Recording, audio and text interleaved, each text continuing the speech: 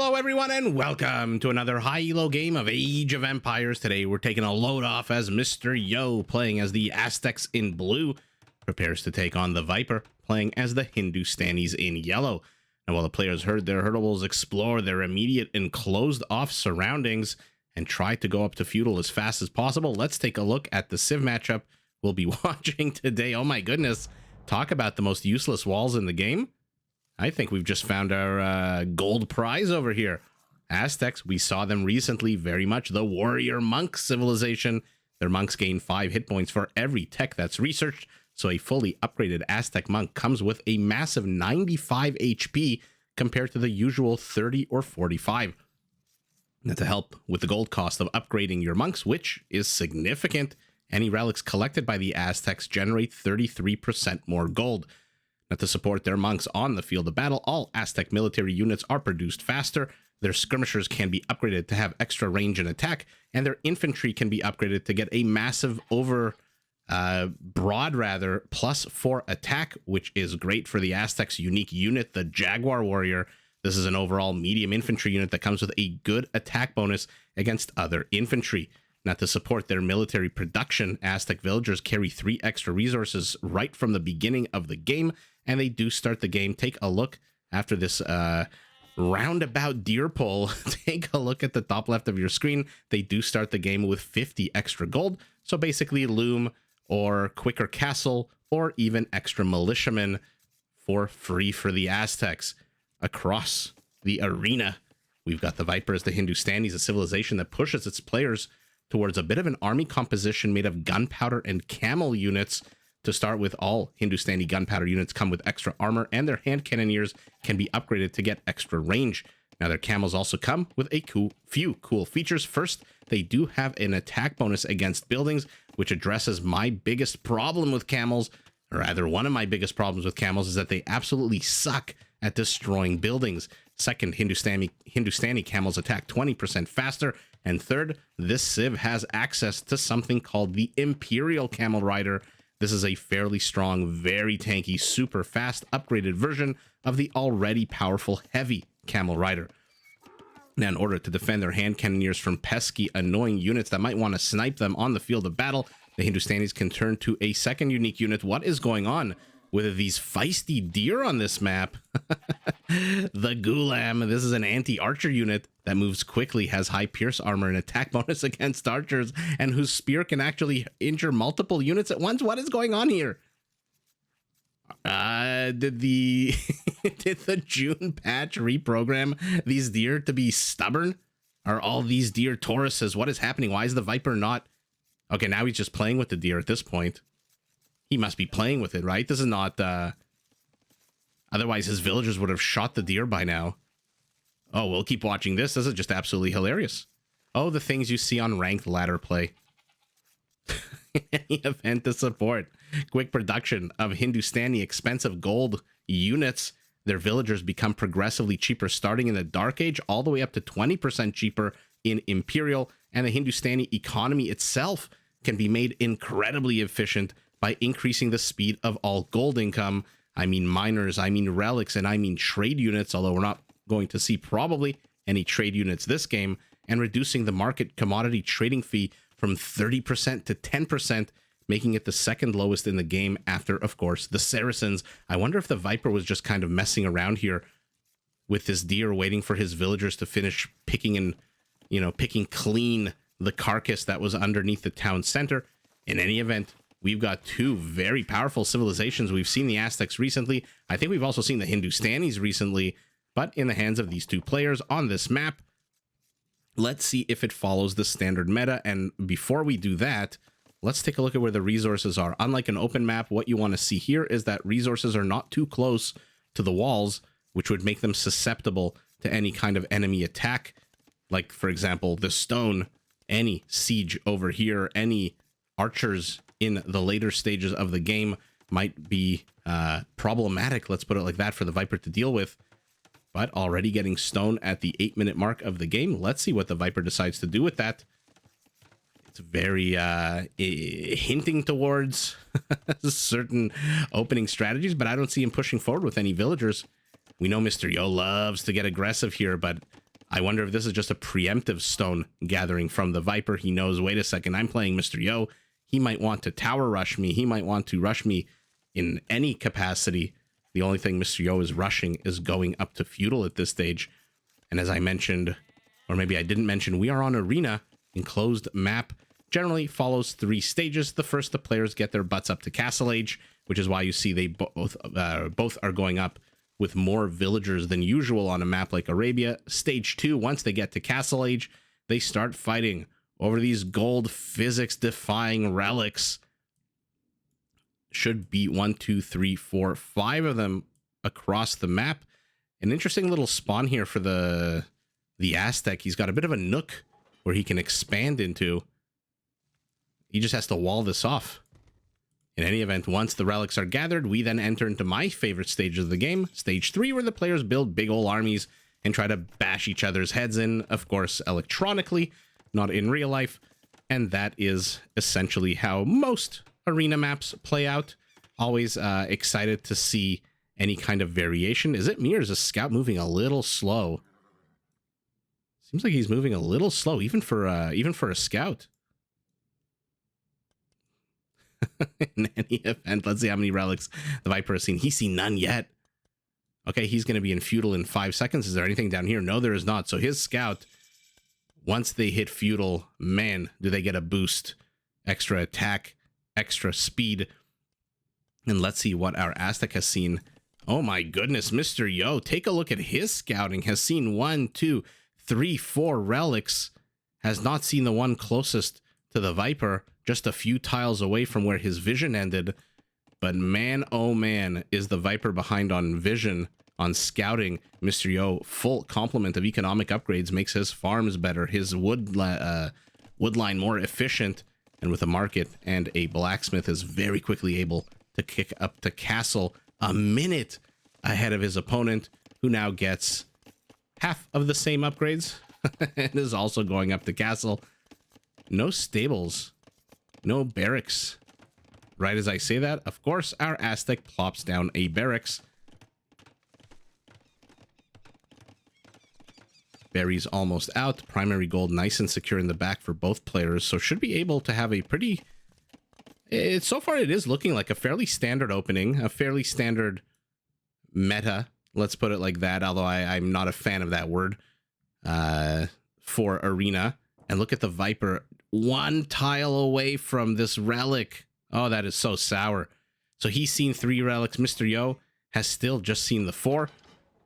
Love the addition of Spearmen into here, because when the players start going for relics, scouts start coming out. And keep in mind, Eagles also come with an attack bonus against monks, +8 to the +5, or rather +6 of the scout. 2 monasteries in the middle of the map. Okay.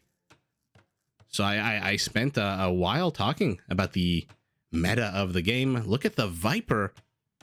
Okay, forget the standard meta of the game.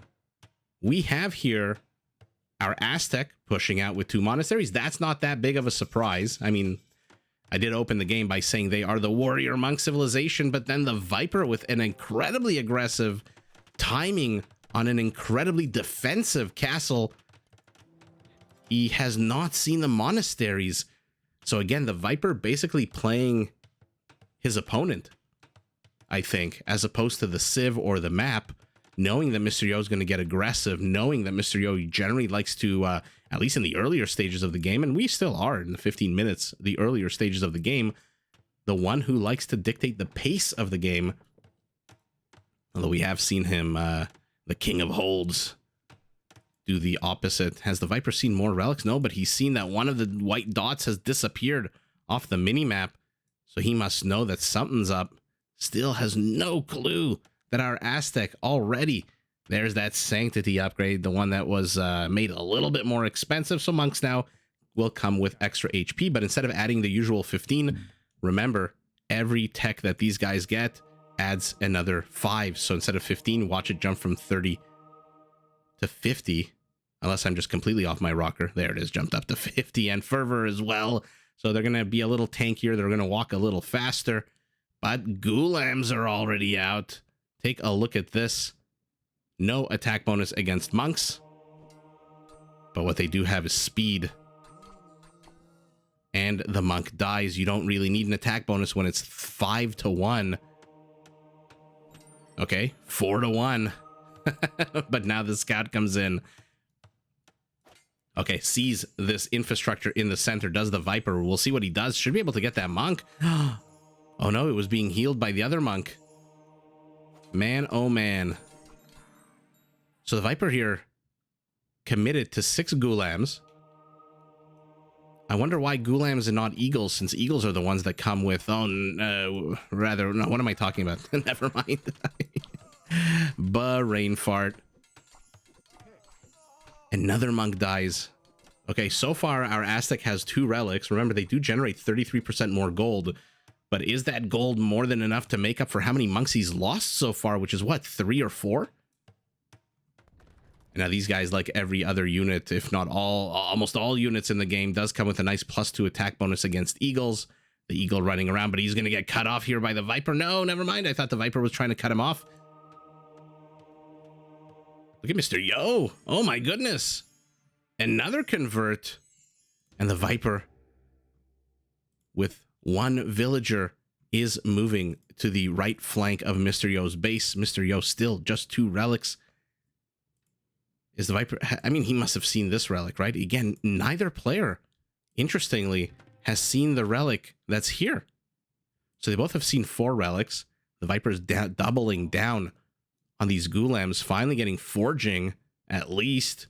Loom at the 20-minute mark of the game. Oh, what fun it is to play on closed maps and not have to worry about Loom. 3 relics now to 0. And will he push south? If he does, he's going to see... I mean, good or bad placement for this siege workshop. I mean, you know your opponent's getting relics, and you put it right next to the relic, which your opponent will see. And now your opponent sees it, immediately gets redemption, which will allow him to convert this building and any units that come out of it. Eagle here, supporting 3 monks move into the supporting position, but 10 Ghulams. Relic dropped. This would be an 8-unit swing if the Aztec can pull this off. It would go from 10 military to 0 to 6 to 4. So an absolute crazy swing here. I love ranked ladder so much. Oh my goodness. Look at them trying to convert. Are they convert the actual siege tower. Has anyone ever tried to put monks inside a siege tower so that they can get around a little quicker? Basically like a taxi. Put a little camera inside, taxi cab confessions, get the monks to confess to some of their nefarious dealings around the map. And now the Viper says, I want to end this game now. I am not waiting. But our Aztec says, you know what? I can't really contend with this. I mean, yes, I do have this incredibly cool unit, and it does have an incredibly cool Eagle Warrior inside, or probably still an Eagle Scout, but ain't nothing here that can contend with a castle. The Viper obviously going for the monastery with the flags that they're showing the relics, and now losing control of all 4 relics is Mr. Yo. Has he at least discovered this one? He must have with this outpost now. Okay, so he knows what's going on. Villagers occupying themselves around the map. And now this siege tower is also going to go down. The Viper says, I don't think you've got anything in there beyond your scout. And I've got an attack bonus against your scout, so there's not really much you can do here. Back home, the Viper's military counts 17 to 4. Siege tower falls. The battle of the poking ends with the Ghulam with 8 HP, +1/+1. Petards are coming out as well, and it looks like the Viper is tiefing relics here, pinching relics like a Mr. Yo. But what's our Aztec building behind this? Not much. He's going straight up to Imperial. Ooh, I don't know if that's the right move. Your opponent's got 17 army supply to your 1, 14 Ghulams. There's petards already out on the map. Who knows where they're going, though? And the Viper is trying to, I guess, find where to go with these petards. But did the outpost see them? Did he catch wind of them? They are kind of keeping into this dark zone. Now he'll see them for sure. if he's looking. Houses are done. Outposts are all over the place. We've got a single Gulam protecting the north. Now the Gulams are going to take away Mr. Yo's vision, blind him on the map as much as they can. And Mr. Yo with a castle, finally a minute and 30 away from hitting Imperial. 4 relics to 0 became 0 relics to 4 as the Viper basically took control of this game handily at this point. He's up 1 villager. He's up 3 times the army count. And now he too is going up to Imperial, but 2 minutes behind his opponent. Mr. Yo, at this point, down villagers, down army supply. I mean, he's continuing to produce monks. He's got a clock, as I always say, when one player rushes up to Imperial, but the other player has a huge army supply lead. Oh, the Viper's gonna get 5 relics with a monk that survives with barely any HP. He's destroying the outposts here. He's caught wind of the housing project here. Looks like he's killed the villager whose body is decomposing into the grasslands. And now Mr. Yo's an Imperial. Treb immediately. And look at this slew. Illumination. Block printing. His monks are going to regenerate their faith almost twice as fast. They're going to have 12 range. But he's only sticking to 8 monks at the moment. We'll see if that changes. The Viper really doubling down on Gulams. Their speed, their attack, everything starting to shape up. They're going to get an attack bonus against buildings now as well. Continuing to poke away at these houses. And what is he going to do with these petards, I wonder? The Gulam of blue has now been replaced with a yellow Gulam. Petards go. Mr. Yo catches wind of this, tries to convert. Oh my goodness. Mr. Yo trying to win this with 1 set of units, the spellcasting monks. The Viper trying to win this with 1 set of units, the super quick, fun Gulam. But it's Mr. Yo now with Theocracy, meaning that if all of these monks target 1 unit, only 1 of them will lose their HP. And the Viper spent all of his stone to build this second castle, doesn't have much reserves at the moment. He himself is getting faith. So these units are going to be harder to convert, but that's still 44 seconds away. Oh, he does manage to get a petard, does Mr. Yo. Where's the second one? We'll do a picture-in-picture. Says, nope, these are my relics. I'm surprised he's not actually going for the monastery first. And look at the Viper. Shuttling, ferrying. His monk is going to get converted. Oh, Mr. Yo pulling out all the tricks here. But here we go. 10 monks to 26 Gulams. Jaguar warriors are out. 5 of them are going to decimate these Gulams. Take a look at this attack bonus. Plus 10 against infantry. This looked really good for the Viper a second ago. 5 Gulams were converted. And the Viper's entire army is gone. His castle is down. His relics are gone. Oh my god. What an absolute upside down game of arena here. Let's watch that last battle again. Oh my god. What happened here? Okay, so no more Jaguar warriors. So what are we working with for Baloo? Get the villager out of here. Get the Trebs out of here. So immediately the Viper loses a Gulam over here. So 5 Jaguars, 10 monks. One of the monks, though, doesn't have, I think this is the one that converted the monk here. So I don't think he's got faith, does he? Yeah, he's only at half faith. So 9 monks, 5 Jaguars. And where's the second Gulams over here? So basically 7 infantry and 9 monks against 25 infantry. So let's play this in slow motion. Okay, so the southern Gulams peel off to get this monk. The main chunk of army, ignoring this one Gulam here, moves to get this monk. Another body slashes right through the center, this big gap left behind by the Jaguar Warrior / Monk army. And I'm presuming is going to go straight for these monks.